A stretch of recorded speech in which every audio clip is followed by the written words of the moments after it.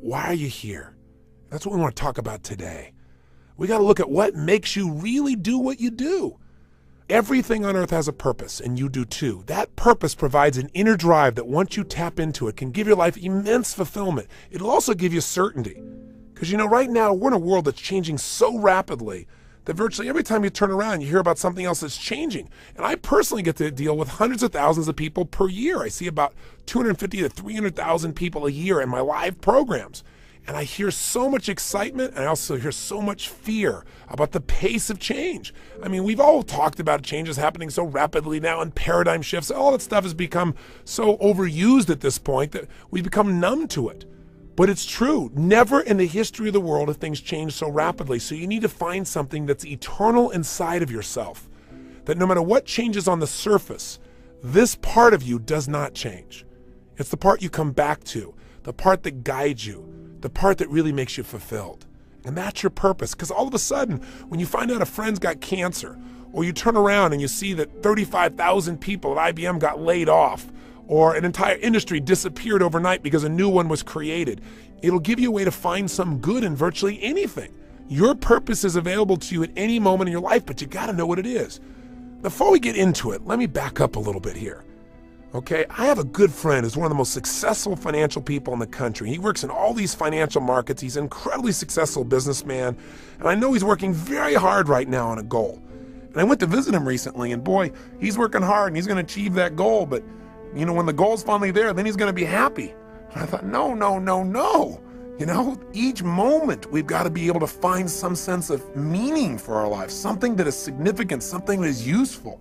And we all know this is not a new conversation, but as your coach and as your friend in these tapes, I'd like to draw your attention to some things that maybe you already know but haven't thought about for a while. Maybe get you to put some of your focus into the most important area of life, which is enhancing meaning. See, all of us in life have to have a reason to be here. If all you're doing out there is going out and trying to achieve goals, and then you achieve them, then I'm sure you've run into that trip-up wire that says, okay, I've achieved the goal, and now what? Right? You achieve the goal and your brain says, is this all there is? See, the purpose of a goal, as I've shared with you so many times, is not to achieve the goal. The purpose of the goal is what it makes of us as people, who we become. Ultimately, though, we have to have a sense that who we even have become has some kind of meaning. Without that, there's not a reason to live. There's not a reason to get up. There's not a reason to go out there and make it happen. What's really controlling this man's life is fear. When people say they're cynical or they're pessimistic, what they're really screaming out to you is, I'm scared out of my mind. I'm afraid to dream again. I'm afraid to think about what's possible. I'm afraid to really put myself on the line and say, I'm going to go for something. I'm going to stand for something. I'm going to put myself on the line in a relationship or my business or my vision to make a difference in the world. Because you know what? Maybe at one time this person did that. Maybe they tried it several times and it didn't work and they got pain and pain and pain. Pretty soon they didn't want the pain, so they stopped dreaming. They stopped envisioning. They stopped coming up with meaning. Instead, they try to keep themselves away from the pain by saying, well, there's no meaning in it all anyway. But unfortunately, that gives you the ultimate pain because it gives you a life without meaning. And no one can live a life that's fulfilled without a sense of meaning. See, we've been put here for a reason. The question is why? And the answer, I think, is different for every one of us. Is different for me than it is for you, and yet it's the same. Every one of us has been put here. Every one of us is unique and different and special. And I believe our Creator, if I may use the word God, if I may, God has put you here for a reason. The question is, what is it? God does not create things without a purpose. Everything on earth serves a purpose. Why are you here? What are you here to do? What are you here to become, to create, and to give? These are some of the most significant questions that you can answer in your life. And even when you answer them, I'm sure that as your life expands, you'll come up with better answers as you get more experience and you get closer in touch with your own innermost being and maybe closer in touch with your Creator as well. You say, Tony, where are you going with this? I'm really going to the essence of giving your life what you deserve, which is knowing that there are no mistakes, knowing that every little thing you do has a consequence. It can be a positive consequences if you choose it. The most powerful thing that has consequence in your life, though, is the thing we talk about so often, but I got to say it again, and that is what's really ultimately shaping our lives are our decisions. The first decision is the decision about what to focus on. Where your focus goes is going to determine how you think, how you feel, what you do, ultimately what your life turns out like, what you're able to contribute. The bottom line is we must find an empowering focus out of any situation. The second decision that shapes our life and the meaning of our lives are the decisions that we make about what something means. Meaning is ultimately something we determine. That's the exciting part about it, and that's the scary part about it. And the third decision, of course, is what are you going to do when something happens? See, so much of the fear that we see in life comes from the fact that most of us don't feel like we're in control. We're running around trying to control all the events of our lives.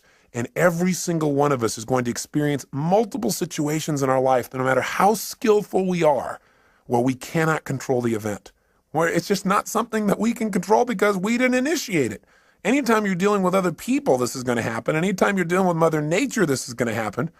Most of us in life are so afraid something's going to happen that we can't control, and therefore we're going to get pain, that we try to avoid those things we can't control. We try to shape our lives, where we spend our time, who we spend our time with, what we do, by environments that we feel really comfortable in, where we feel like we're really in control in them. But what that does is it limits the shape and quality of our lives. We've got to be willing to put ourselves out there to discover what we're really capable of when we're put in environments when we don't know what to do, when we don't know what things mean, when we're not sure. It's in those environments that we grow the most. It's in those environments that we discover more of our true purpose as human beings. It's there that our character is shaped. You know, so many times we set goals or we have dreams or we have plans and we work our tail off and it doesn't come out the way we want. And a lot of people come out of those situations disillusioned or angry or resentful or frustrated. They look for someone to blame. But you know, sometimes I really truly believe that not getting your goal is part of the design. It's part of the game plan, causing you to dig inside and discover more of yourself, to really begin to use your real capacity as a human being, those traits that are within you that only expand when they're challenged, when demands are made upon them. You know, I truly believe that God is not so much interested in our convenience as he is in our character. You know, and I also believe that because something hasn't happened right away when you wanted it and designed it didn't work out, doesn't mean it's not going to happen. It's really a test of how committed are you. It's really a test designed to make you become more. God's delays are not God's denials, unless you give up, of course. If you don't do your part, then of course, whatever you've envisioned will never come to be.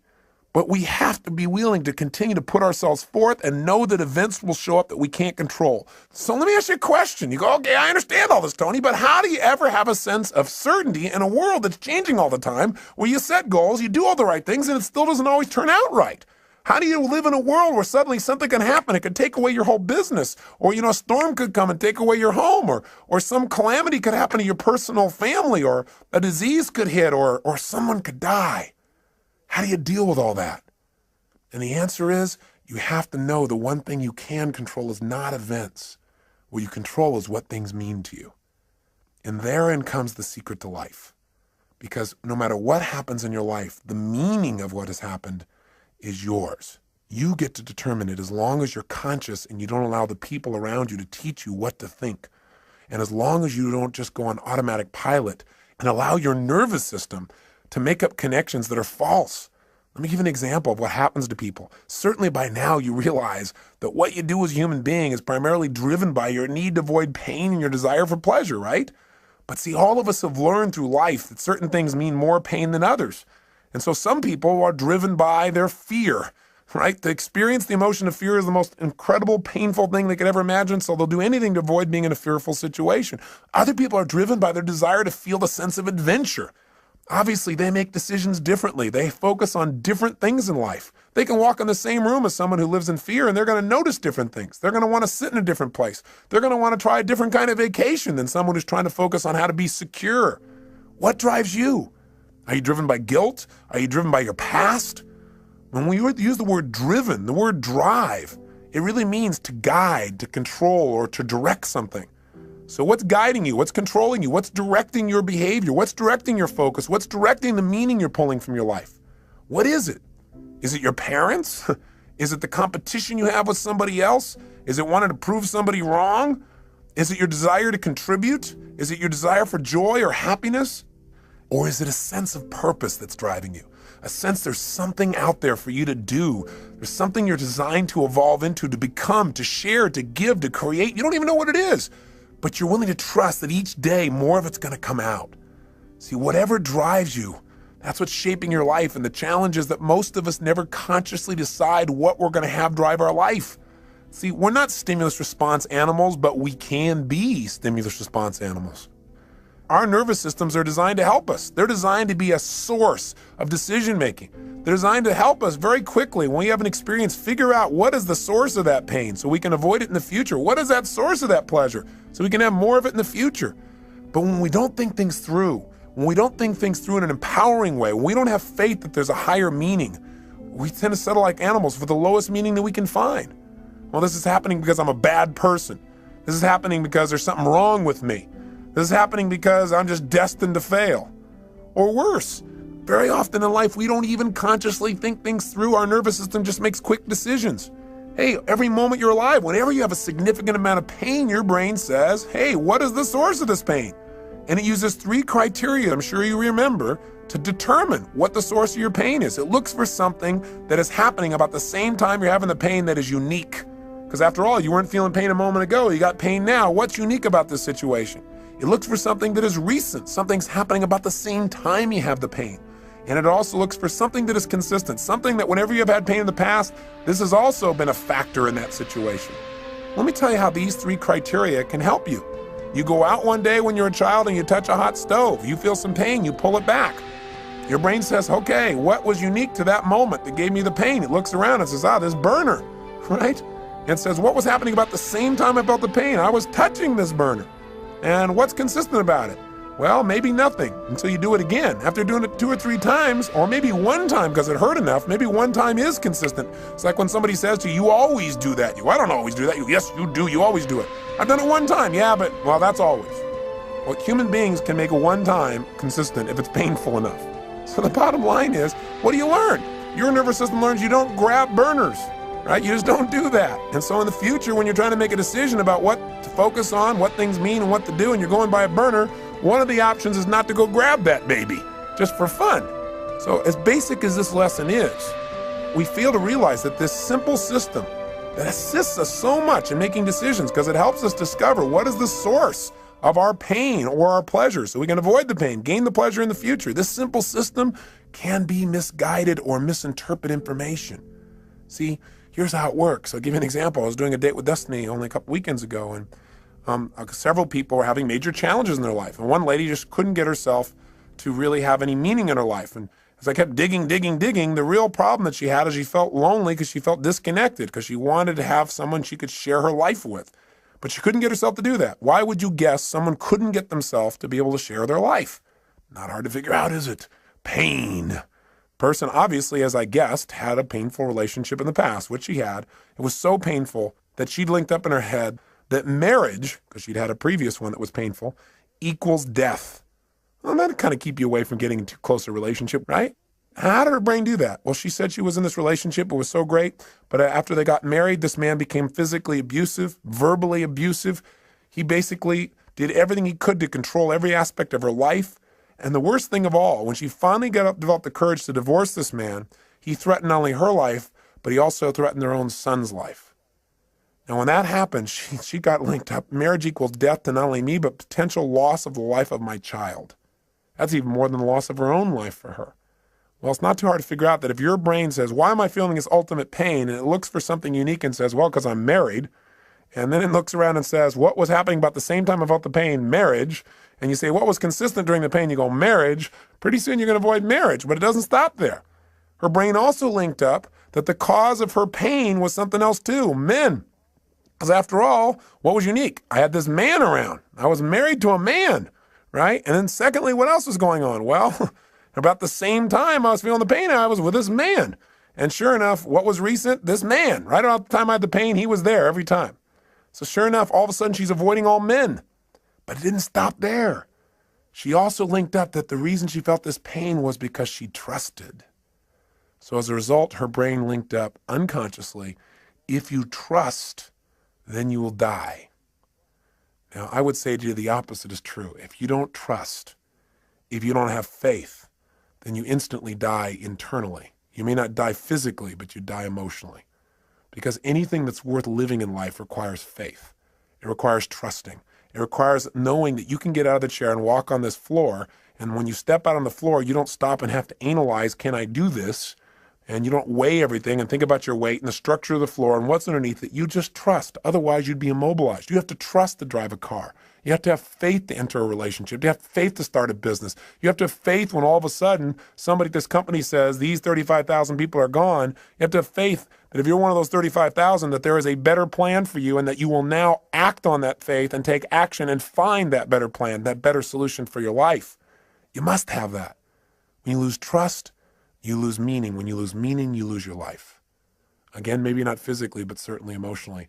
And when you lose it emotionally, the physical loss of life often is not that far behind. Medical researchers are now proving that the mind-body connection is not some psychobabble, but a physical reality, that the way we think and the way we feel about our lives affects us physically. In fact, Dr. Chopra recently shared with me that there was a new study that was done in the state of Massachusetts where they began to study what causes someone to die of their first heart attack before the age of 50, where they never get another chance. In other words, what was the number one risk factor they wanted to know? And they assumed that what would cause someone to die from just their very first heart attack, never get another chance, would be a person just had so much cholesterol in their body wasn't able to recover. And they found out that was not the number one risk factor. Then they thought, well, maybe they had diabetes. Maybe it was more of a genetic factor. They once again disproved that theory. What the Department of Health, Education, and Welfare for the state of Massachusetts states in their article clearly is the most important risk factor to determine that you will die of your first heart attack and not get a second chance is what they call job dissatisfaction. You got to have a deeper meaning for your life than, oh, I'm on that grindstone again, or I'm on that treadmill. No wonder most people in life turn to alcohol or drugs or television. And even then they can't find something to entertain themselves. Even then they don't sense any fulfillment because distraction does not create a life of significance. Distraction does not create joy. Distraction will not give you what you're seeking. Drugs will not change your life for the better, right? What they'll do is hurt you. They'll create pain. And there are all kinds of drugs. Anything that doesn't expand you as a human being or allow you to share more love and joy with others in a natural way that enhances your physiology and your mind, your emotions, and your spirit is something you probably don't need. You got to grow. You got to expand. You got to contribute. You got to know that you're here for a purpose. There are no mistakes. There is a meaning. Even if you haven't found it yet, you must discover it. And you know what? For most people, they don't discover the meaning of their life until their life is over. What a sad place to be. Or until they have a life-threatening illness. Or until somebody very close to them that they love is about to leave them. You don't have to wait for the pain to discover the meaning. So how will I know when I found the purpose of my life? You decide what it is. You discover it and you decide this is it. And maybe later on I'll refine it. I probably will. But for right now, this is why I'm playing the game of life. This is what it's about. Every day, if I'm just being this way, if I'm just doing these kinds of simple things with other people, with myself, then I know I'm on track. I know there's a reason for my existence. We all have that. Now, I know you know the story of Viktor Frankl, right? The man who wrote Man's Search for Meaning. Here's a man who's in a Nazi concentration camp with pain everywhere around him, knowing at any moment he could be gassed or maybe spared. And if he was spared, he'd have the unique privilege of going out and taking the dead bodies out of those gas chambers, putting them in the big ovens. Talk about intense. And yet somehow in the midst of that pain, he found a deeper meaning. The meaning was that even though he was in pain in the moment, that somehow, someday he would survive this and he would come to share the story so that this would never happen to other people in the future. He couldn't find a meaning in the moment. He found a meaning in the future. And for most of us, the meaning that we want for our lives is here today, and it's preparing us for an even greater meaning in the future if we'll just use all of our life's experience, the pain and the pleasure, to become more, to prepare ourselves for whatever it is that our Creator has brought us here for, to prepare ourselves so that at the moment of truth when we are needed, we will deliver. And my real belief is we're going to be delivering all along the way. It isn't something that someday you're going to do. It's something you every day are doing. You know, my former spouse, Becky, just recently lost her father. And it's been a tough time for her because in a very short period of time here, she's lost both her mom and her dad. And that's an event you cannot control. And God knows we tried. You know, 3 years ago when they told us that her father had cancer, they told us that he would die within a period of anywhere from 3 to 6 months. And we just did not allow them to tell him that for the obvious reasons, what I believe from all the people we've learned from everyone from Dr. Bernie Siegel to Norman Cousins to Dr. Deepak Chopra. We understand the mind-body connection. If someone decides that because they have some dis-ease in their body, what it means is they're going to die, then of course they will. And fortunately, he never found out that diagnosis. And what we did is we kept making sure he had a compelling future. He had a sense of meaning, a variety of things that he was needed for. And it was amazing how he physically responded. We had a trip scheduled for him to go to Fiji on, which he went on, and talked to him about how we needed his help with our resort there and helping some of the Fijians in the garden, because the garden for him created so much meaning in his life. It's about supporting, about nurturing, about helping life along a little bit. And so that he was excited about, and things we wanted him to do with his grandkids. And so we kept giving him compelling futures. And sure enough, 3 months went by, he was healthy. 6 months went by, he was healthy. A year went by. And through a variety of interventions, pretty soon he seemed to be better, until just recently when we started getting phone calls from his neighbors. He lived up in a place called Rand, Colorado, a little town with 14 people in it that he's been a major part of for years and years. And they started to call us and tell us that they didn't think he could take care of himself anymore. So we flew out and brought him back here. And the first few days, he was in phenomenal shape. It was like he was completely restored, being around the grandkids and being in the environment. He was all excited to share about things that happened in his little town of Rand that he helped to create there, about the calves that he helped to deliver, and about the planting season and how they're helping people through the winter and some of the stories they've been telling. And he was just totally alive. And then we took him to doctors for a series of tests. They said they wanted to keep him overnight. The next day we called and I spoke to his main doctor, and he said it looks like he just has a form of meningitis. So he said that'll be really easily treatable and he should be okay. And he said, don't worry.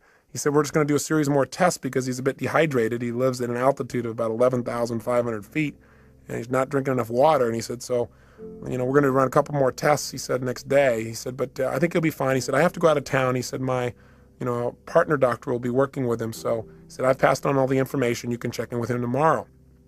Well, the next day, Becky went to go see her dad, and I was out doing a seminar, and I got a phone call, and the phone call was that they'd done additional tests and that they'd found out that the cancer had spread throughout his spine and into his brain. And while it wasn't treatable before, when they told us 3 years ago, it's certainly not treatable now, and that they thought he would die within weeks. The worst part was, though, that they also told this to him before they told it to Becky. So he had no one there to support him through the process or to give him other options. When I found this out, I became so angry with the doctors because I focused on how he'd violated what we asked him to do, and how the other doctor should have told his partner doctor not to tell him yet, to allow us to talk to him, to prepare him for the situation. That it was so harsh, it was so unfair, and the meaning of it was that it was going to really harm him, that all of a sudden he would give up hope. And what I wanted to do was lash out. And fortunately, I didn't lash out. Instead, I started to focus on what's happening to Cecil. What can I do? So went to go see him and talk to him, and it was unbelievable. He looked like he just aged 10 years in a day. Because what had happened is he had no future. There was no purpose in fighting the pain or trying to make things happen or, trying to tell stories or do anything, because after all, you're going to die anyway soon. And that was kind of the way he was interpreting it. And sure enough, no matter what we said, he just didn't seem to respond. He just seemed to go into a total stupor. And for the next day and a half or so, he just sat in a corner. And he really didn't say very much or communicate very much. He just said not to bother with him, that he was fine. But he didn't open up emotionally. And I just sat down with him, and I cried, and I told him how much I loved him and how much Becky loved him and how he needed to share with us what he was really feeling, because holding that back wasn't protecting us from pain. We just felt separate from him. That he could choose what this was going to mean for his life. The doctors had told us 3 years ago that he was going to die within a matter of months then. And here he was 3 years later. I said, what if you would have just sat around for 3 years in this little corner doing nothing because you thought you were going to die any day or any week? I said, that'd be pretty crazy, huh? And he started to laugh. I said, look at this. I said, you can't just sit off in this corner. Hey, you might die tomorrow. You might die in 6 weeks. You might die in 6 months. You might die in 6 years. You might die in 10 or 20 years and really screw these people's brains up. I said, it doesn't matter how long you're going to live. What's going to matter is how you're going to live while you're here. And I said, you've lived an incredible life. In World War II, you were a pilot, You were a businessman. Now you're this guy who's touching this little town up in Colorado where everybody knows you and cares about you and loves you because you love them. I said, you've raised these incredible kids. I said, if you're going to go out in style. Go out because you decided to go out in an energy that you want to, where you really enjoy your life. Don't just shut down because somebody told you your life's over because you buy into it. Don't do it. And he said, well, you know, Tony, he said, the truth is, I'm not afraid to die. And he said, everything he said is true. He said, you know, my life has been so rich. And he says, I feel like, you know, I've lived my purpose now. You know, I look around and I see my kids and I see what they're like as people, and I see what I've done, and I think maybe it's time for me to go now. And I said, listen, if you're deciding to do that because you really want to go, I said, then, you know, I love you. I mean, he said, you know, I'm going to cry, and I'm not going to try and keep you here, and neither is Beck, because we love you. I said, but at the same time, don't leave because somebody tells you it's time to go. He said, well, I don't know. I said, well, when it's time to go, you'll know. And I said, and you can go consciously. You can decide when it's time. You don't have to wait till the pain is so intense you can't stand it. But at the same time, don't go any quicker than your meaning is done. I think right now you're teaching your family a lot of new lessons. He said, yeah, that's probably true. And I said, so what do you want to do? How do you want to do things? I said, let's get your fanny out of here. Let's get about. And we had this great conversation, talked about all kinds of things. I won't bore you with the details, but I let him know that he never have to worry about his daughter, and that she had become the kind of person he could always be proud of. And it was amazing because the next 3, 4, 5 days, he came to life. All of a sudden, there was a purpose in things again. All of a sudden, he was alive. He'd go out by the pool and tell stories and so forth. And he went over to the polo grounds and did all kinds of just really great things. And then I went away for a seminar, and I came back 2 days later, and it was like he was gone. He could barely even talk. He's having a difficult time holding himself up. We had to have round-the-clock care for him.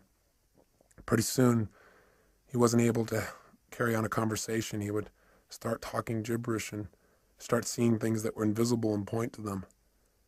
And we could tell the end was coming.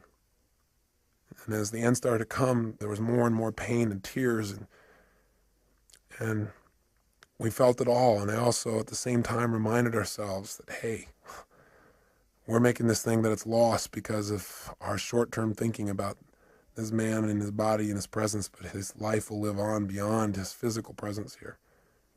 And for him, what it probably means is freedom. Finally be free of the painful body he's been in for so many years. For him, it's a chance to be with his wife, Becky's mom, a chance to be with other loved ones. There was another meaning that could give you joy at the same time you're feeling pain. And so we tried to focus on those. And then one night I got home, and all of a sudden I was called by the nurse, and she told me that Becky's dad had just passed away. And I had to share it with Beck, and we cried and we talked, and at the same time she felt an incredible sense of peace for him. It's amazing how instantly how we felt could change just by changing what we focused on, from our loss to his gain, to the feeling of joy for him to be free. We couldn't control the event, but we could certainly direct our own minds by thinking beyond ourselves to something deeper, to a deeper meaning in life. I got back yesterday from going with Becky up to this little town in Rand, Colorado. This little town I'd never been to before, but Becky had been there many times, and I got a chance to see where Cecil lived and the impact he had. He didn't really want a funeral. He never liked people who, quote, put on airs for anything. He was a simple man with simple values and a simple mission. And when I got there, I looked around, and he never explicitly said what the mission of his life was, the purpose of his life. But in a town of 14 people, and we went out to this gravesite to put his body into the ground, and suddenly person after person started showing up. We knew all 14 people would be there because we knew he'd touched them all. They all loved him. He was the storyteller. He was the man who took an old car years ago and painted it black and white and put a star on the side and put a dome in the inside with glasses and made it look like a police car so that when people came running through this little town, which consists of about 7 or 8 buildings, that they might slow down. His house was called the Rand Yacht Club because he invited everybody up for coffee every single morning, at least 300 days a year. Figured out how he could tell them a story and cheer them up. He used to run a little restaurant there called the Liar's Lair. The reason was because he had people, he'd tell people stories, and he'd tell the wildest tales and get people to believe them. Sure enough, after about 10 or 15 years, they began to realize that some of these things were stories. And they all laughed as they told me stories about this incredible man who touched their lives. But when we got to the gravesite, not only did 14 people show up, but in this little town that's 4 hours outside of Denver, people came from all over. People came from Wyoming. People came from Denver. Pretty soon there were 100 people at a gravesite where there's not supposed to be a service to honor a man who touched their lives. And so we said, we don't have a formal service because that's not what he wanted, but before we put his body in the ground, does anybody like to say anything? And they all talked about how he touched them, how their life was greater because he was such a loving soul, that his smile had touched them, that his stories had touched them, that just his manner, that he was a lover of people and animals, that because he'd been in this town, their lives would never be the same. And people who'd come through the town just for a day, just his little kindness. He was a man who said, if you can't say something nice about something, don't say anything at all. He never said a negative word about anybody. In fact, one man, probably the most telling tale of this man's life, he said, Cecil's the kind of guy, he said, I sat down one day with him and said, what are you doing about all those rodents that keep stealing all our animals? Are you poisoning them? Or are you shooting them? Are you trapping them? Are you killing them? What are you doing? He said, because they're taking all my stuff. And Cecil said, no, he said, I just plant twice as much. I thought, what a life. What a man. See, his life was his mission. His mission was real simple. Love people, love animals, love beings. Make the world a little bit better by just being nice. He lived a life of significance, one that had meaning. He didn't go out and change everything on earth. He didn't make $1 billion. He doesn't have people writing him up everywhere, but he changed people's lives. And he died in his sleep, out of pain, the day he decided to go. And he created in his family a greater sense of courage to look at life in a new way, and a greater sense of dedication to give even more. He added to our drive. He added to our commitment to be givers in life, as he was to any soul who had the privilege of coming across his path.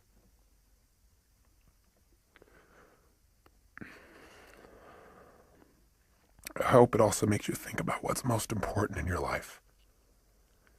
I remember an interview with Michael Landon in Life magazine when he knew he was going to go. And he said, quote, somebody should tell us right at the start of our lives that we're dying. Then we might live life to the limit, every minute of every day. Do what I say.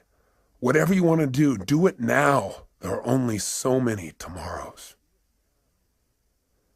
If you and I are going to live our lives fully, then maybe sometimes we can take the experiences of those around us and learn from them. We can learn that in all of our lives we're either warnings or examples. Cecil's life was an incredible example. He didn't think anything in life was insignificant. Not a rodent, not a flower, not an animal, not a stranger passing through. He lived by a philosophy that they also live in Fiji. By the way, Fiji was his favorite place. And the last things he told me was the happiest time of his life, the last few years, were the trips he took to Fiji. I think it's because he felt like there everybody understood what he understood. And life is meant to be a happy, to be a joy, to appreciate the little things as well as the big things, to appreciate one another, to be givers, to be lovers of life. I say to you that if you're driven by anything other than your love, than your spirit, than your desire to contribute, your desire to grow and expand, if you're driven by your need to please others, if you're driven by your fear, if you're driven by your past, maybe it's time to free yourself. And the way to do it is decide. Decide consciously what you want your life to be about. Decide consciously what's the purpose of your life. Something simple. Something you can live every single day.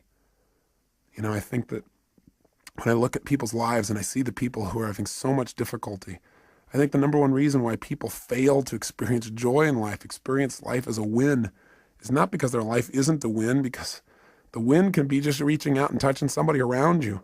The win can be just telling somebody that you love them. The win can be taking care of your body, God's temple. The win can be stopping and feeling grateful. The win can be anywhere. You don't have to land on the moon to have the win, and you can enjoy landing on the moon too. But how much better to enjoy the process? Because we're going to spend most of our life in process towards the achievement of goals.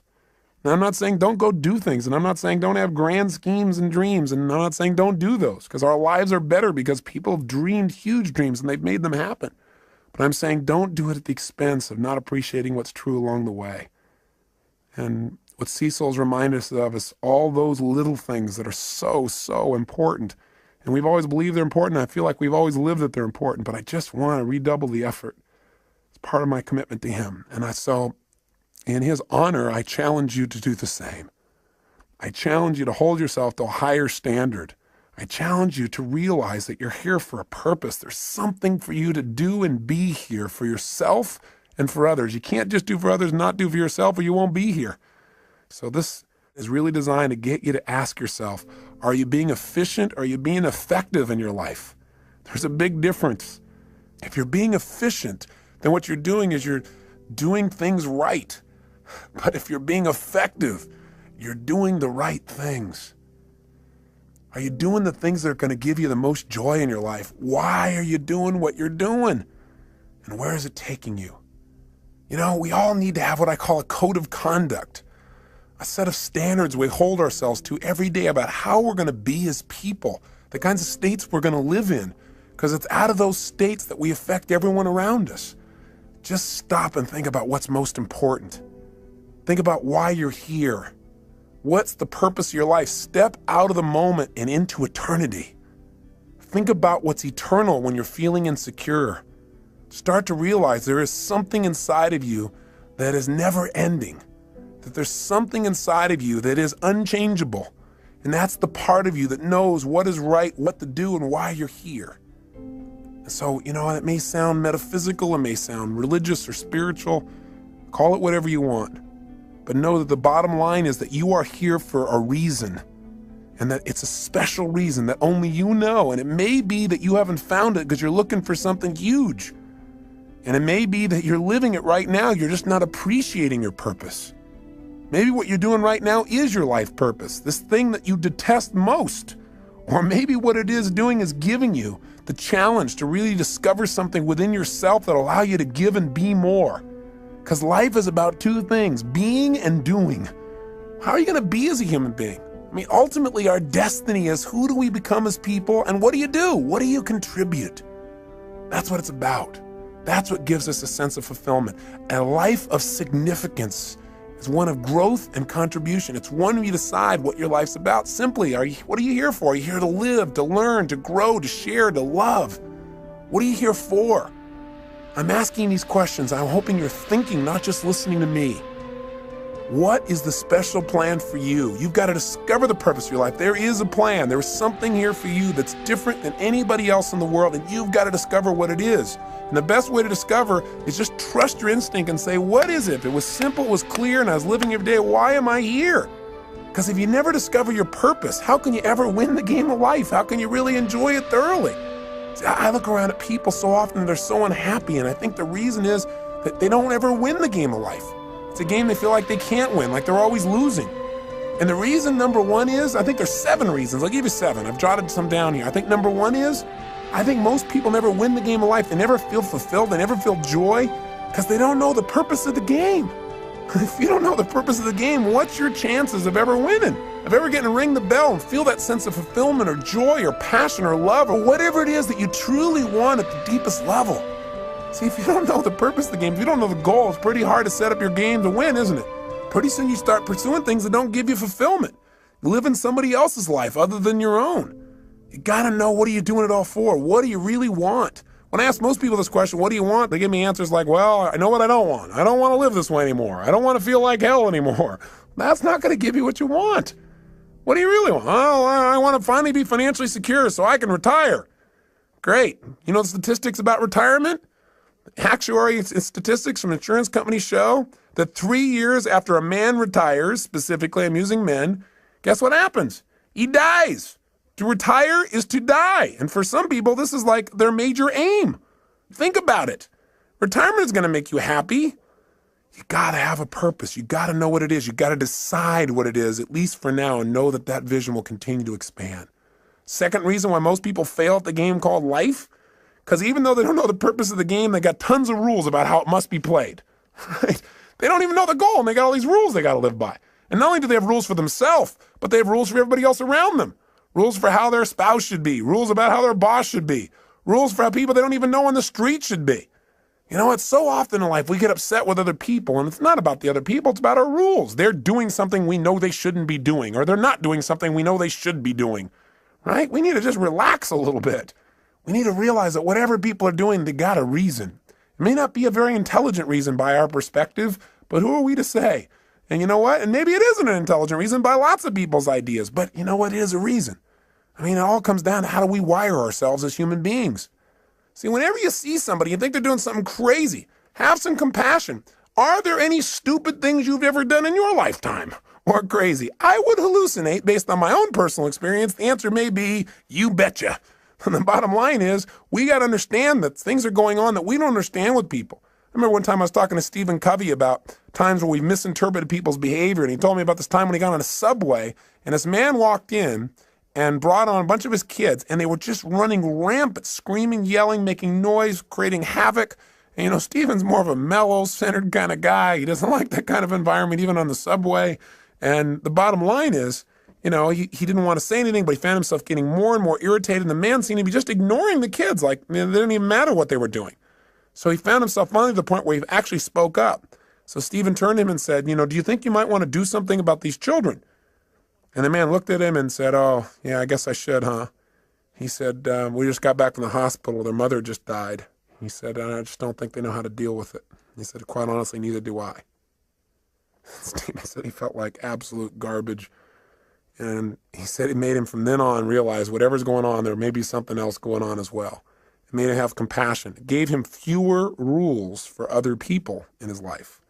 Not a bad idea. But we were talking about people that don't succeed in life, and why don't they succeed? One, they don't know the purpose of the game. Two, they got tons of rules even though they don't have the purpose. How'd you like to be in a game, and you're trying to win, and you don't know the goal, and you got a zillion rules you got to live by? That'd be pretty frustrating, wouldn't it? Well, add step 3 to it. Here's the third reason people fail to win the game of life, and that is because their rules are in conflict. We've got all these different special rules where we contradict ourselves, where in one situation you're supposed to be one way, and in another situation you're supposed to be totally different in order to be effective. See, if you got a bunch of rules in conflict, which most of us do, you're going to have pain. You're going to have frustrations in your life. Here's the fourth reason why most people don't win the game of life. Because even when the person plays by the rules, they don't always win. In other words, you do everything right, you don't always get rewarded. You give your all. You put your heart and soul on the line. You do everything right, and still sometimes it rains on your parade. Sometimes, you know, a storm comes down and beats the death out of your crop. All of a sudden, you're in the Midwest, and the flood comes and destroys all you've worked on. You know, that kind of messes your brain a little bit. You start saying, hey, you know, why even try? There's no meaning in this. Everything I do is for naught. That's worthless. Not realizing there's a deeper meaning. There's a meaning beyond the moment. That what's happening in this life right now, this event you can't control, whether it's the loss of a father as Becky has gone through and a father-in-law as I have, or the loss of a business or anything that seems to be a loss is a gain if you ask yourself, how can I use this? What else can this mean? If I can't use it today, how will I use this someday? How can I turn this into opportunity? How can I make myself more? How can I use this pain to sculpt my soul? What can I do right now to move myself forward? These are the kinds of questions that will support you instead of woe is me, why this have to happen? You'll never get an answer to those. Those questions will leave you in an endless loop. Here's the fifth reason why most people fail in the game called life. Sometimes you break the rules and you win. Oh my gosh, you do something you know isn't right. You do something you know you shouldn't do, something that's against your own values, against your own way of doing things, and you get pleasure. And your brain goes, hey, maybe there's some new rules out here. Maybe I don't have to live by these rules. After all, when I worked my butt off and did everything right and held myself to this high standard, I got pain, I break the rule, and I got pleasure. Maybe this is how it's really wired. Maybe I ought to just take a look at life being this way. You know what it does? It takes you away from your higher purpose. It takes you away from what's most important in your life. And while you might get pleasure in the short term, you give up that sense of dignity within yourself that says you're doing the right thing. That's what causes more people to fail in life than I think almost anything else, because the ultimate pleasure in life requires sometimes short-term pain to get to it. And that ultimate pleasure is who you become, what you contribute, and the experience of life that you have because of that growth and contribution. The sixth reason why most people fail the game called life is because in order to win this game, you got to work with 5.5 billion other people who all have the wrong rules. They don't know the purpose of the game either, and they are real clear that there are certain rules you must live by. We all have different rules because we've all learned different ways of getting out of pain and into pleasure in life. We got to learn from one another. And finally, the seventh reason why most people fail the game called life is because they think it's a life and death game. And you say, well, it is a life and death game. Well, I'm the first person to agree that this is not a practice session. This is the real thing. That's why we got to live it full on. But if you think everything is life and death every moment, you put so much pressure on yourself that you truly will not live life. You'll live in fear. And that's no life at all. How do you live life and win the game? Well, in spite of all this stuff that sounds so terrible, there are people that seem to be winning, seem to be fulfilled, seem to be making a difference, seem to have a great deal of joy in their life.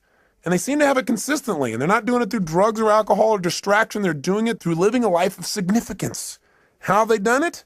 They do what we do in our Date with Destiny seminar. We accomplish 7 things in that seminar. And I bring it up because I hope you'll take the time and actually come, where we'll get your purpose and your mission statement and your values all in the exact order you ideally need them to be, so you're being pulled in the direction you want instead of being pulled in multiple directions. But for right now, here's what we do. And this is what we're going to start doing on this tape. Is the first thing these people have who succeed or are fulfilled is they've decided what the purpose of the game is, at least for right now. Do you follow me on this? They said, okay, I don't know what the purpose is ultimately, but let me just decide. For right now, the purpose of my life is to what?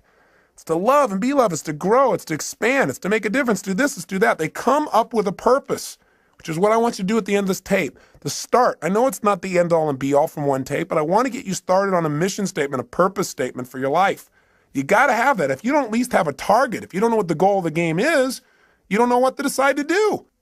We have all these choices, all these opportunities. So you don't have to choose between something that's good and bad. You have to choose between something that's good and something that's great.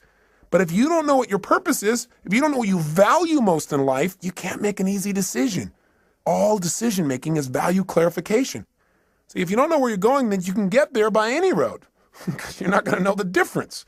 You know, everything looks like a great opportunity. One of the biggest challenges in life is choosing, focusing your life, deciding what to spend your time on, what to spend your energy on.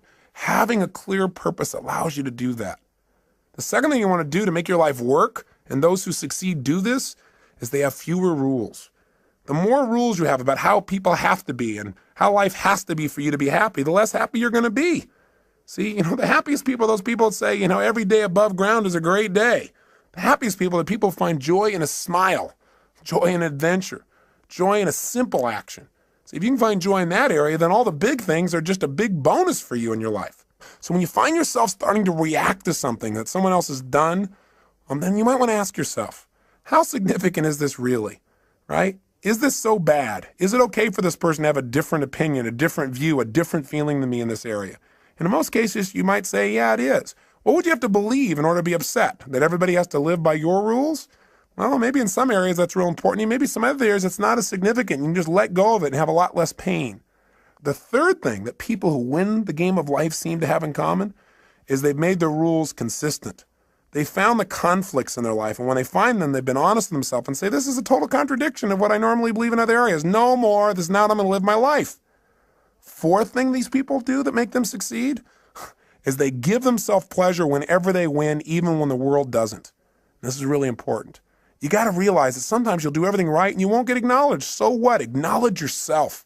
You got to catch yourself doing little things right and give yourself the pleasure you deserve. After all, if somebody else tells you, hey, great job, and that makes you feel good, it's not them saying great job that makes you feel good. It's when they say great job, you stop and say, that means I get to feel good. And you send a little neurotransmitter that allows yourself to feel the pleasure feeling in your body. Why not just give it to yourself so that you keep yourself on track, so you're always reinforcing good behaviors, excellent behaviors, commitments to your highest values. Fifth thing these people have in common is when they screw up, when they don't do things right, when they violate their own values, when they violate their own sense of purpose in life, they give themselves a short burst of pain. They say, hey, this is not who I am. I stand for more. They don't wait for the world to have to give them pain. That's why they're on track. The sixth thing that these people that win have in common is that they know that everybody in life has different rules. And so when they get in a relationship with people where they know they've got to have other people in their life to help succeed in a particular area, they try to find out their rules. Because if you know what's most important to people, if you know what their rules for life are, what their musts are in life, it's a lot easier. And lastly, people who succeed in life, they've learned that life has a purpose, but they also at the same time don't take life too seriously. They don't take themselves too seriously. What's that old funny metaphor? Why do angels fly? Because they take themselves lightly, right? The bottom line is we've got to look at life in a different way. Now, with all this conversation we've had here about purpose, what are you and I going to do right now so that you have a greater sense of meaning? Well, one is I don't need you to just go out and create this grandiose purpose. and write pages and pages and pages. I think that the simplest things can be the most powerful things. And so if you can now, close your eyes and think about what you want to be when you were going to grow up. Go back to a time when you're 5, 6, 7, 8, 9, 10 years old. What'd you want to be back then? What'd you want to do? Who were your role models? And why did you want to be that? Think about it just for a second in your head as I'm saying this. If you might want to write a few of these things down. In fact, pretty soon you're definitely going to want to write things down. So it might be good to stop the tape right here and just think about what your purpose is and pull out a piece of paper and a pen or a little computer and let's work together on this for a second. What were some of the things you wanted to be when you were growing up, when you were a little kid? I remember one of the first things I wanted to be was an archaeologist. Now, whatever you wanted to be, here's the question I want to ask you. Why did you want to be that? In other words, what was the feeling you were hoping to get from that? What were the sensations? What were you wanting to be and do? What were you wanting to get from that? And when I think back and I think about what I really want to be as an archaeologist is I wanted to discover things. I mean, that was the biggest thing. I wanted to discover things that had not been discovered before, something new, something unique, something different. And I wanted to share that with people. I wanted to be a person who went out and discovered and then shared that discovery with others. And you know what's interesting? I'm doing that today. I'm just not sticking my head in the sand and doing it. I'm doing it by sticking my head in other people's brains and finding out what makes them tick and find out what makes me tick and then sharing some of that. But that feeling, that same feeling that I wanted then, I found a way to do it today in a new way. And so I challenge you to think about what was it you really wanted from that. Then think of something else you wanted to be when you're growing up. I wanted to also be a police artist later on. Remember that? You know, those guys that draw those pictures, you know, and show people and catch the bad guys. And why did I want to do that? What did I want to get from that? Oh gosh, thought about it. I said, well, I wanted to create. I wanted to be creative, and I wanted to help people. I wanted to help people do the right things. I wanted to get people out of their pain. I wanted to catch the bad guys, but most importantly, I wanted to create and help people. And guess what? I found a way to do that today, different than I originally thought, but the same purpose is there. Now, maybe it's not the same purpose for you for all the things you want to do. Maybe they have a common thread, or maybe they're different threads that are important. What else did you want to be when you're growing up, and why did you want it? What feelings did you hope it would give you? What did you hope would come from it? Think for a second. I'll give you another one of mine while you're thinking, try and trigger you. What else I wanted to do? Well, I wanted to definitely be a rock star. I wanted to be able to entertain people, to change their emotional states, to use my voice and my face and my body to give people more passion in their lives. And now I've found another way to do that. Plus, I get to work with some of these people. The other day, I got a chance to go to the Aerosmith concert. I kind of grew up listening to those guys. And I found out that Steven Tyler and some of these guys are fans of mine as well. Went backstage and I met Tim Collins, who's their manager, and he told me a phenomenal story. He said that years ago in the early 80s, when Aerosmith was in really bad shape, the guys were hooked on heroin and they were losing everything financially and the group had broken up, that he decided he was going to turn it around. And he read 2 books, Think and Grow Rich, and a little book called Unlimited Power. And he said that what he learned there gave him the inspiration and some of the tools and strategies to get himself off heroin and coke. And then he did a group intervention and helped the other guys do the same. And these guys are now on a mission. They're totally clean. And they're Evian water drinking guys that are out there sharing their rock and roll and their message, and they're doing it healthfully. I got a chance to meet Steven Tyler, who's just an incredible guy. I mean, these guys have been touring for 23 years, giving their all passionately every day. I feel like they're brothers. And it was really interesting because he said, you know, I watch you on TV all the time. I feel like we're walking the same path, you know? And he said, I listen to your tapes. And he said, we really have the same mission. He said, you know, do you think you'd get together with us and do a gig for us? I said, what do you mean? He said, well, like, you know, the guys on the weekend. Could you maybe like do your gig for us so we could all participate on the weekend? I started laughing. I pinched myself. I said, oh, cool. Now I get to do a gig for Aerosmith. I'm not out there rock and rolling, but sort of I am. I'm working with the rock and rollers. So it's fun. So my point is, maybe you're not doing what you originally envisioned, but maybe you'll find a way to do it even better if you have some faith. Maybe if you keep developing yourself and you know at least the emotion you want, the contribution you want to create, you'll find a better way. Most importantly, before you can find the way, you got to know the essence of what it is you really want. What is that purpose? That's what I'm really asking you about. Now, with your eyes closed again, think about a situation in your life when you felt like you're really on a roll. You know the kind of situation I'm talking about, where you just felt incredibly good. You had great feelings, where things were just flowing and things were effortless. When you thought to yourself, wow, I love this. This is what life's about. I love this. Is it. This is it. This is what life is really about. Can you remember a time like that in your life at any age, young or old, where you really felt like you're in that flow? You thought, this is it. This is what life's about. Think of a situation like that right now. Remember that time. Step back into your mind, back into your body like you were then. And look through your own eyes as you were then when you felt like this is what life's about, and see what you saw. Hear what you heard. What were you doing? What were you feeling? What were the states you were in? What were you experiencing? Yeah, think about it. And tell me, what is it? And was there anything in common with this, with some of the other things you wanted to have in your life, the feelings you wanted to have? Maybe you wanted to grow or create or contribute or discover or expand or challenge. What is it? Love. What were the feelings and what were you doing? And then when you get a sense of what that was, then think about this. Think of another situation in your life. Think of a second one when you felt like you were on a roll at some other point in your life, when things were flowing, when you felt this is it, this is what life's about. I love this. Think of another time like that and step into that situation as well. Step into it right now. As you step in that situation, look around, see what you saw then, hear what you heard then, feel what you were feeling then. What was happening in that moment? Not just what you were doing. Notice what you were doing. Were you creating or writing or speaking or communicating or manufacturing something or studying or learning? And what were you doing? But also, how were you feeling? What were the states you're in? And what were you doing for others if they were involved? Were other people involved? What was the process? How were you being and what were you doing? Feel it in your body. Is there anything that is similar between this and the last experience? Or anything about this that's similar between this and the feelings that you wanted from those things you wanted to be when you were going to grow up? That's it. Notice it and capture not only the idea of this, but the feeling as well. Now, one more time, think of something else. Another time at any age when you felt like you were on a major roll, when things were really flowing, when you felt incredible, when you felt like, I love this. This is what life's really about. This is it. Think of another situation like that right now. And as you step into that situation right now, notice, what were you doing? What were you creating? What were you sharing? What were you feeling?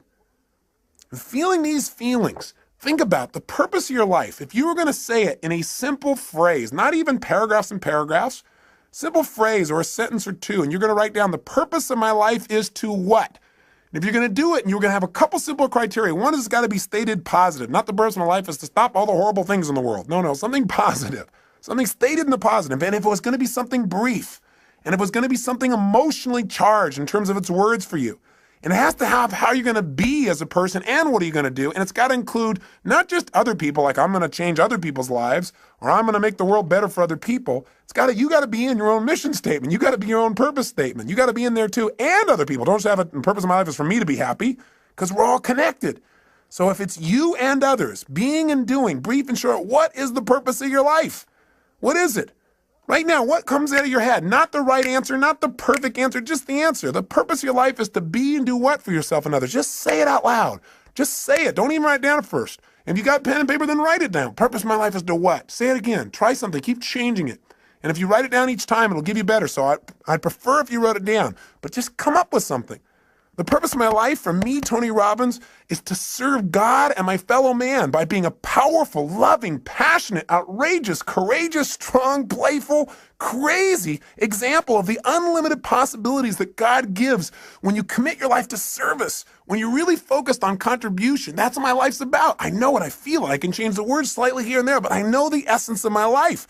And you've got to know what that is for you. That is what will help you to make the decisions. That'll give you the motivation to get up early and stay up late. That'll make you connect with people in a way you've never connected before, but you got to know what it is. And it's got to be more than just you. You and others got to be brief. It's got to be emotional. It's got to be intense. So go do it right now. Turn off the tape and just start writing like crazy. What is the purpose of your life? And when you write something, write another thing. Cross it out and write another one. And keep writing it better and better until you got something you like, then to turn the tape back on. Go for it. Do it now. The purpose of your life is to what? You did turn the tape off, didn't you? You're not just sitting there thinking, come on, if you write it out, it'll be better with more precision. Turn it off. And if you're on your way back, then just ignore the last sentence. Welcome back. Now, do you got something you really like? I hope so. Now, I know it's not the end all and be all, and it better not be perfect, or I'm going to come through this tape and grab you. Your job is not to be perfect. It's to be excellent. Perfection can never really be achieved anyway. If you're truly a perfectionist, then it's never perfect. But it's getting better all the time. So what is the purpose of your life? And how does it feel when you think about this is the purpose of my life? And let me give you one other criteria. Did you write it so you can only achieve it once you die? If so, change it. Because we don't want you to have to die to achieve your purpose, which is what some people have. It should be something you can experience every day. You know, whatever you do, Whether you're just sitting at the lunch counter, you're walking through a grocery store, you're going and conducting your business, I don't care what it is. It should be something you can feel. And you got to find what that is for you and how to language that, at least for now, so you know the goal of the game. With that, your life takes on a whole nother dimension. So as you go out over the next month, try something. Take this purpose statement and keep it in front of you. Put it in the system you use for managing your time and keeping your to-do list. Put it up on the wall nearby. And as you look at it each day, don't just write it and forget about it. Think about each day, how can I live my purpose more? And when you go to make a decision about doing something and you're not sure why you're doing it, you can always go back to your purpose. You can do it going into a meeting. You don't know why you're going to the meeting? I'm going to the meeting. I'm going to be powerful, loving, passionate, outrageous, playful. I'm going to inspire people to see what's possible if we really serve all the people around us. That's not hard to figure out. You have a guiding principle. No matter what happens, principles don't change. The essence of who you are will not change. The environment may change, the vehicles may change, but what's inside of you won't. And let me say one final thing to you before I send you off and have you take some more time to work on your mission statement. One is, if you want to send me your mission statement to Robbins Research, I'd love to receive it. I'd love to see how you've languaged the purpose of your life. So if you feel like doing that, please do and address it to me personally. But the other thing is this. I want you to realize that very often, not getting your dream gives you your destiny. What I mean by that is this. So often, as I said when we started this tape, people set up a goal or a dream and they don't get it, and then they feel so disappointed and so frustrated, sometimes resentful towards others or to their creator or towards themselves for not accomplishing or achieving it. But the truth of the matter is, whenever something happens, you must find an empowering meaning. You must ask yourself, how can I use this? If this was to serve a higher purpose in my life, how would I use it to serve a higher purpose? If this was going to make me into somebody more, how would I use it to make me more? And very often in life, if you really look back on your life, the worst situations in your life have been the best. If you were willing to trust that it happened for a reason, that somehow, even though this is painful and you'd never want it to happen again, somehow this is going to serve you. Maybe you were hurt by someone or some situation, but because of that, your kids will never be hurt the same way you did when you were a child. Or maybe you went through some tough time, but because of that, you'd be able to help somebody else so they won't have to go through the same pain you did. Maybe the pain made you make a new decision and send you in a brand new direction that brought you to this destiny. I really, truly believe in my heart of hearts that if we're willing to trust and have faith and look for answers and actively pursue them, that every human experience supports us, even those that are painful. And I believe we can probably do them without the pain, but if the pain does strike or if something happens outside your control, which it will, then instead of living in fear that that'll happen someday, you want to live from the sense of certainty that says, no matter what happens, I will benefit from it because I will look for benefits and therefore I will find them. It's that simple. And I'll give you a good metaphor. You know, there's a great movie, I'm sure you recall, it was called Field of Dreams. In it, they said, if you build it, they will come. In the movie, Kevin Costner seeks out an old man by the name of Doc Graham. He's played by Burt Lancaster. And when he first meets this man, he's going to see him to tell him about a field of dreams that Kevin has developed, a place where these old men could come back and play again, to be young again, to live their dream. And when he meets Doc Graham, he starts to talk to him and he says, I understand that you only were able to play one inning in your life. Because Doc Graham said, well, yeah, my whole life's dream was always to play baseball, to be a professional. He said, every single day I gave my all. I lived this passion. He said, you know, I took ground balls and batting practice and I pushed myself. And he said, finally, I made it. I made it to the big leagues. And the whole season went by without my being able to play. And finally, at the end of the season, in the 8th inning, the coach looked over at me and said, kid, I want you in right field. He said, I was so happy. I couldn't believe it. I ran out onto the field. And he said, I stood out there in right field waiting for somebody to hit it to me, waiting for my chance. And nothing happened. And when we came back in, he said, my turn to bat never came. And the next year, they, without giving me another chance or even giving me a chance, they sent me back to the minor leagues. And he said, I just couldn't take it. I couldn't take going through that again, so I quit. And Kevin Costner said, oh my God, that's unbelievable. What incredible pain, what devastation. That must have destroyed you. I mean, for any man to be that close to his dream and have your dream pass you by as if it doesn't even know it's you. He said that must have been the most destructive, painful thing. That's a total disaster. And Moonlight Graham said, no, son. He said, Playing baseball for only 5 minutes was not a disaster. Playing baseball for only 5 minutes was not devastating. What would have been a disaster, what would have been devastating, is if I'd only been a doctor for 5 minutes. You see, if I would have hit that baseball, that might have been the bigger disaster, because then I never would have come to this little town. I never would have saved this man's life or delivered that little girl or got to know the people that now are my best friends in the world. He said that would have been a disaster. In other words, sometimes not getting your dream gives you what you really want, what you really need, what you're really destined for. And if that part of the movie didn't give it to you, they followed up with another scene. Finally, there's a chance, Kevin Costner makes arrangements and he said, listen, there's this field of dreams. You can come on it. You can be young again. You can live your dreams still. And he brings Moonlight Graham to the field with all the other players. And when he steps out on the field, he's young again.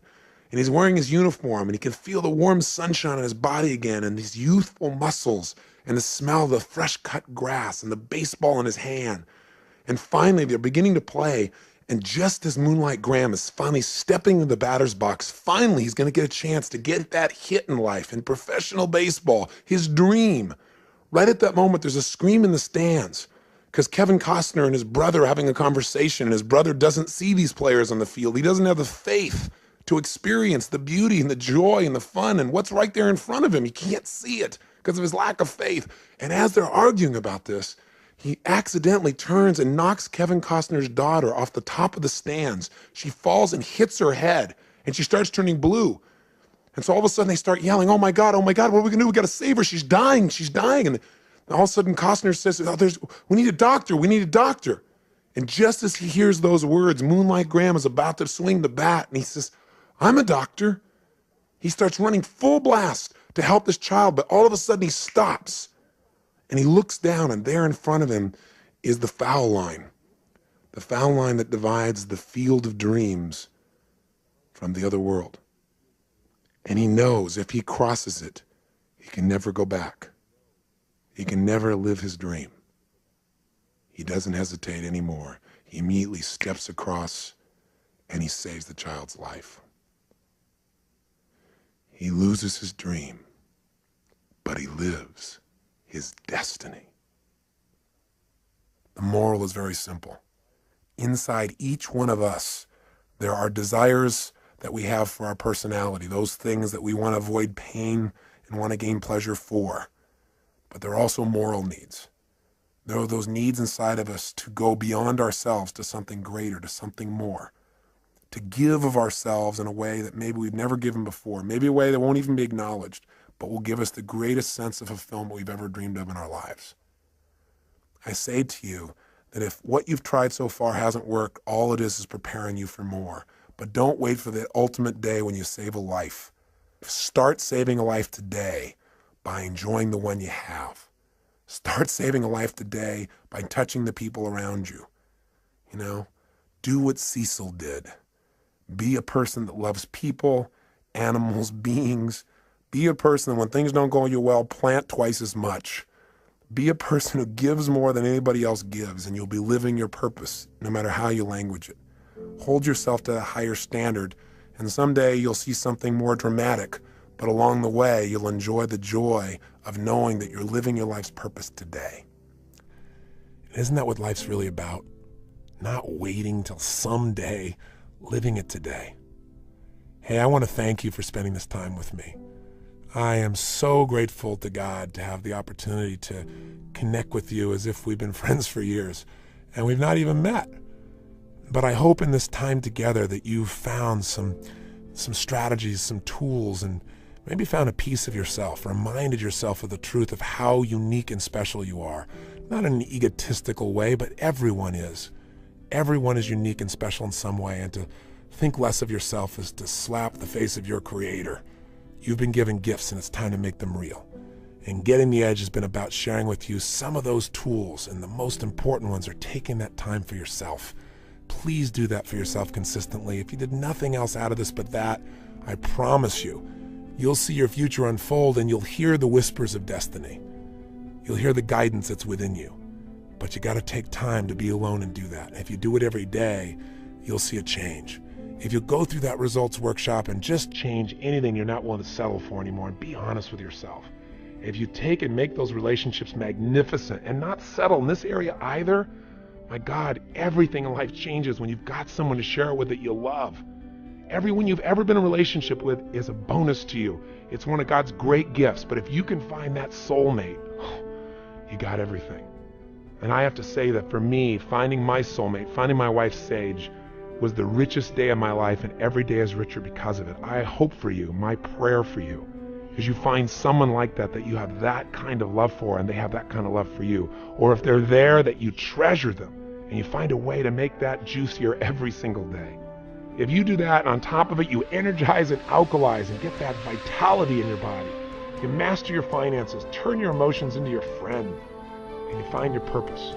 And the life you create will be so much greater than your dreams. Your old dreams will seem like cartoons by comparison to the life you're living. And if you're able to make those kinds of changes, you'll be able to stand proud knowing you're the one that did it. But I'll also have a special pride of knowing that maybe I helped in some little way to guide you deeper into connecting with yourself. Because the ultimate edge is connection with yourself, with your creator, with your friends, with your family, with life itself. And if you do that, then these 7 sessions were certainly well worth both our time. So I wish you well, my friend, and for now I say so long. But I hope I'll see you sometime soon and you'll share with me the story of your success. Please email me, write me, or come see me this seminar. I'd love to meet you personally. But until then, make sure that every day is lived to the fullest. Don't settle for less than you can be. Be one of the few who do versus the many who talk. And be sure to live with passion. God bless. I hope to see you.